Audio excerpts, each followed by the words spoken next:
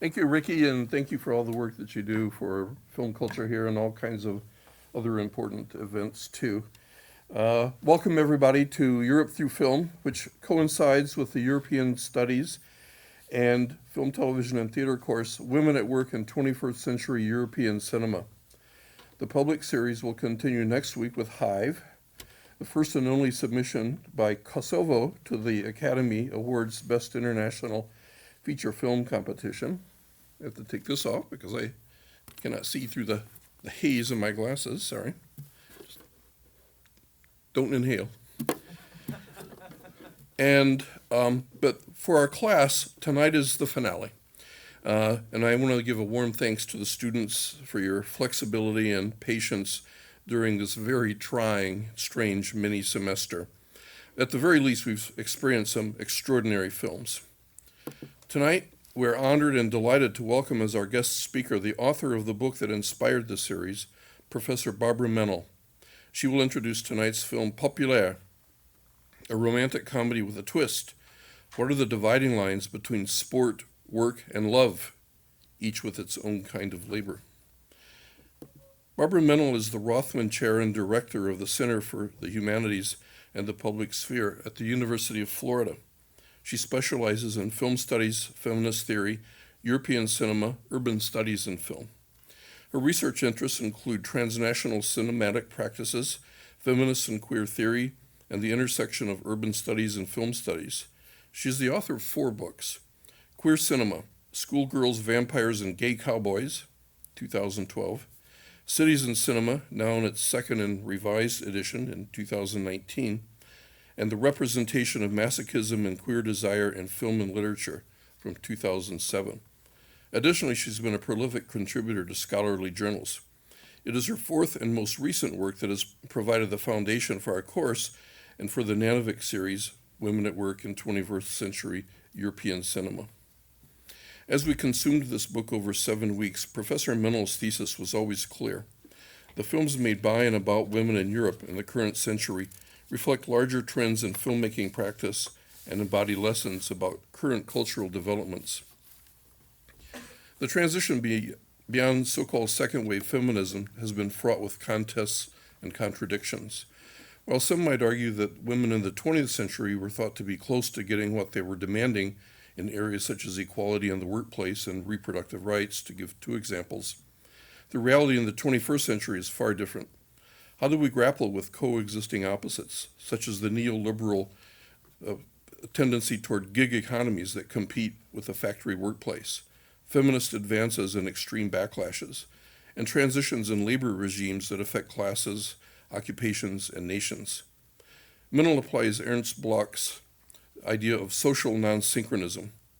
That is, she examines the simultaneously opposite social forces competing in the same culture. As you know, the book won honorable mention in the prestigious Laura Shannon International European Studies Book Competition. And if you were here the last time we met 2 weeks ago, I read the citation.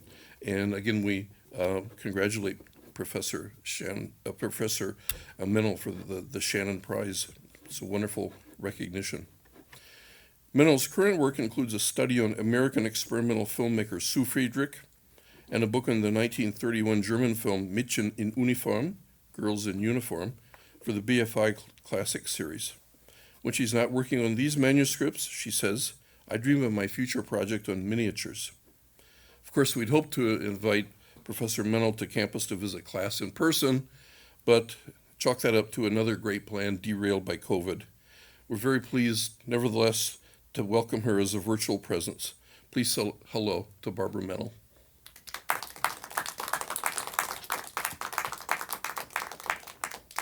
Hi everybody, it's great to be here, and so thank you again for inviting me. And yes, of course I would have loved to be there in person. It would have been much, much more exciting, and I know we would have had good food, and I'm really sorry about your weather. But let's start. So as you all know, I've been invited because of this book, and this book on its cover has the main character from tonight's film. And so since I'm supposed to keep my introductory remarks brief, I'm just going to talk about 4 points. So as Dawn already mentioned, the film tonight mixes genres.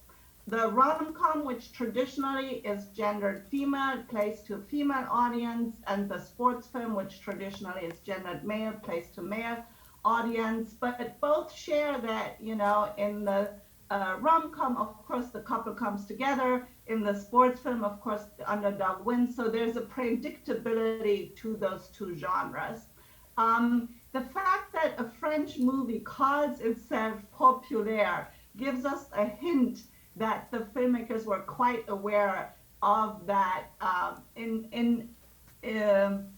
invoking the popularity as a genre and popular genres. And that really reconfigures the understanding of European cinema versus American cinema, where European cinema, particularly French cinema, much more associated with the art film, and American cinema much more associated with the genre film.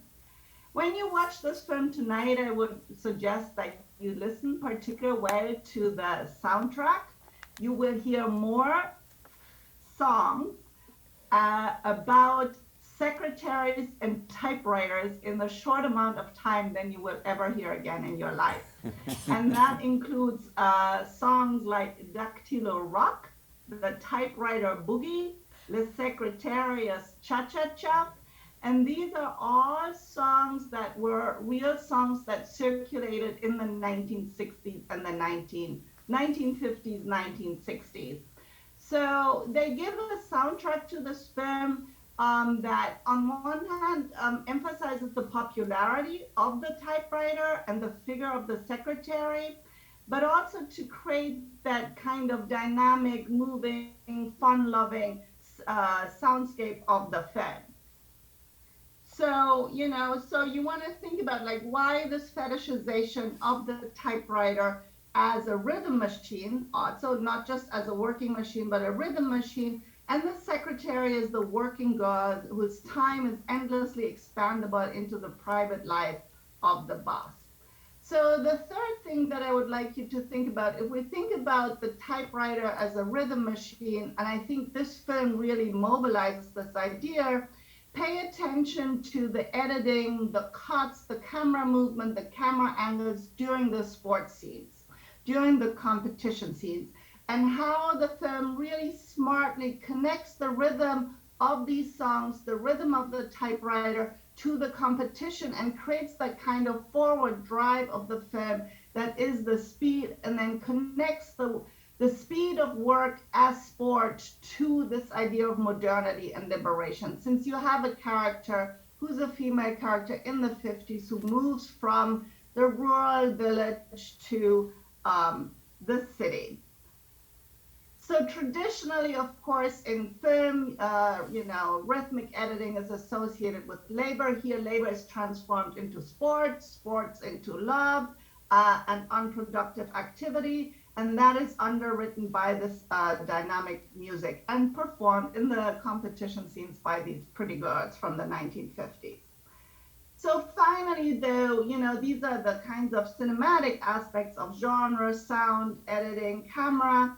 But finally, I also want to pose the kind of larger questions that Dawn pointed out that motivated my book. Why do we have a film about a typewriter and a secretary now in the 21st century?